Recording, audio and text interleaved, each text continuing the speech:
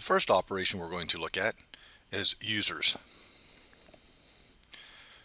This lists everybody in the school district, typically by their first name first and their last name, but you'll notice up here in the dialog box you can select by username. If you know their card number, you can punch that in also, but let's just do username.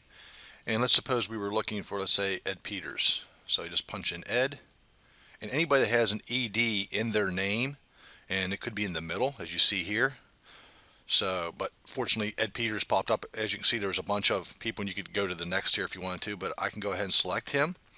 Now I can look over here to the right hand side and it'll show the last transaction. So I can see here that at 6:44 on the 10th of July, Ed Peters went into the interior office door at Cams North. And right before that, he went into the main lobby door. And then it shows his card definitions modified and all the different access events. This also shows me that he has two cards assigned to him. One's actually a ID card and the other one was a key fob. So you can get to this information either by choosing the edit in the upper right here, or you can just simply double click and it will bring up his information. If you want to add cards for this individual, you'll just hit this plus sign. It shows you all the different access levels that he has throughout the school district.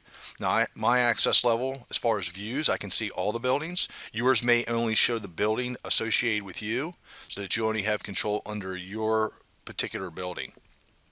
Okay. You also have room for custom information if you want to there. Just hit this little flip icon here.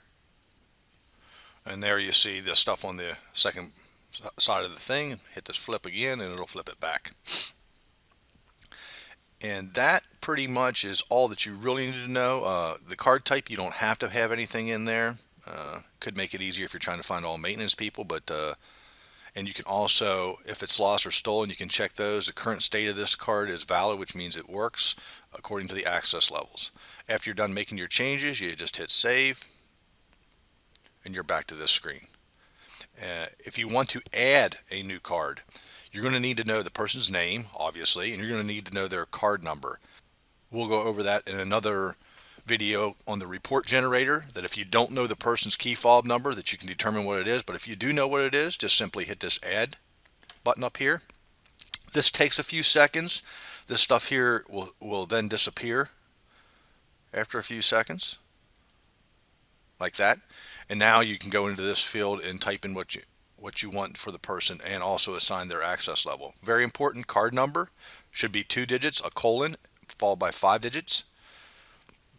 You can leave the end date blank, assuming that their badge or card never expires, and then you select their access level and hit save. I'm going to hit cancel now.